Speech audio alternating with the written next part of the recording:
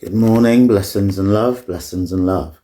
So today start reading the book of Meqabyan, but before starting reading it, I wanted to just read it's just a short extract that I've written which explains the book of Meqabyan and specifically the difference between Meqabyan and the Maccabees, because there's a lots of confusion between these books.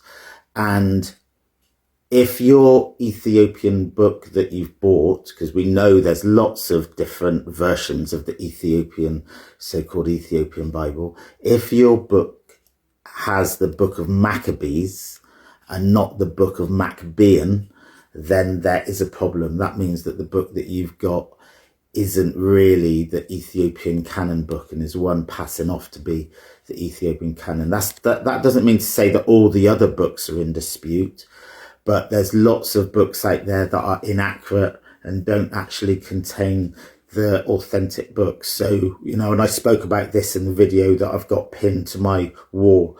So this is one quick way of finding out whether if you want to buy one of these translation books, and none of them are completely accurate, as I said before, but one quick way of finding out how accurate it is that if you can get the table of contents by the person selling it, and if the table of contents shows it's got the Maccabees and not the Meqabyan, then you know not to buy that book. But I'm now going to read this short statement, and then in the next video I'll actually start reading the book itself. So give thanks for these few words. So before we start reading 1 Meqabyan, it is worth explaining what the book is, and perhaps even more importantly, what it is not. Many readers will immediately notice the title Meqabyan and assume that they are simply the Ethiopian versions of the book of the Maccabees found in the Orthodox and Catholic Bibles. This is an understandable assumption, but it is not correct. Although the names are clearly related, and the fact that both books of Maccabees and Meqabyan are divided across 3 books, it needs to be known that the Ethiopian books of the Meqabyan are entirely different works and not at all the same or similar books to the Maccabees. The familiar Greek books of the Maccabees are historical books. They recount the Jewish revolt against the Seleucid Empire during the 2nd century before Christ. They tell the story of the priest Mattathias and his sons, especially Judas Maccabeus, who became the leader of the rebellion. His brothers Jonathan and Simon also played major roles, and together the family established what became known as the Hasmonean dynasty. These books are rooted in a specific historical conflict and preserve the memory of a remarkable struggle for religious freedom. So that's the Greek book of the Maccabees. The Ethiopian books of the Meqabyan are something completely different. Although they also describe faithful people living under pagan rulers and resisting idolatry, they are not translations of the Greek books, nor are they simply expanded versions of them. They are independent works that developed within the Ethiopian tradition and were preserved in gears as part of the broader Ethiopian biblical canon. The distinction is important because many readers spend the opening chapters trying to identify familiar people from the Greek book of Maccabees. In reality, they will not find them. For example, the Greek tradition, the central family of Mattathias and his sons, Judas Maccabeus, Jonathan, Simon, Eleazar, and John. Judas Maccabeus is the famous military commander whose nickname Maccabeus gave the books their title.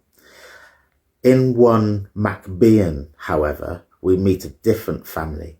In this translation, in the Ethiopian canon, chapter 2 introduces a man named Maccabeus from the tribe of Benjamin together with his 3 sons.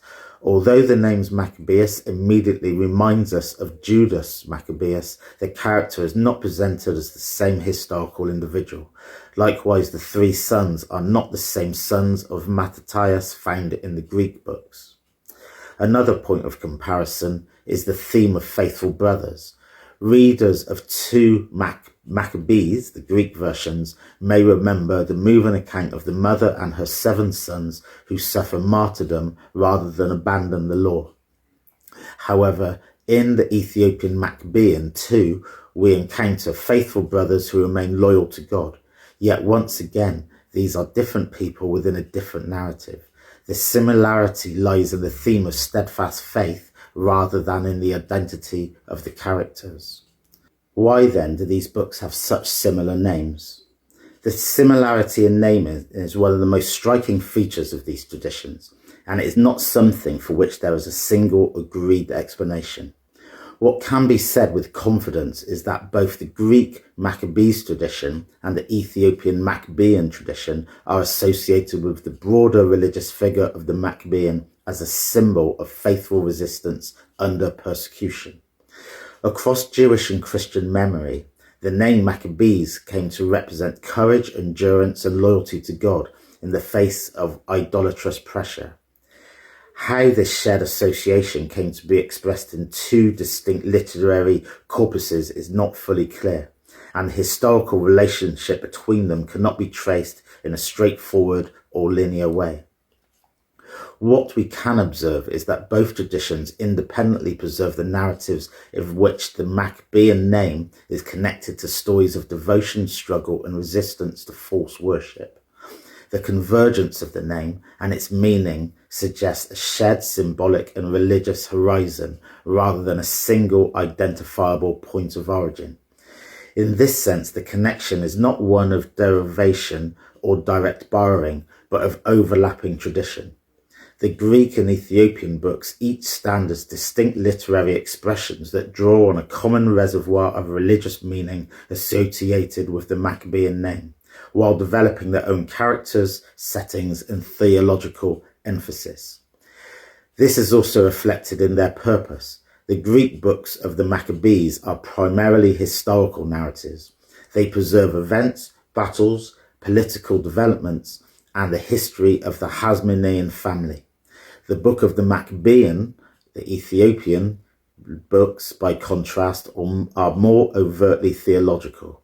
Their concern is not simply to recount history, but to teach spiritual truths about the worship of the one true God, the nature and the danger of idolatry and the deception of Satan, the certainty of divine judgment, and the reward of steadfast faith. The difference becomes apparent immediately.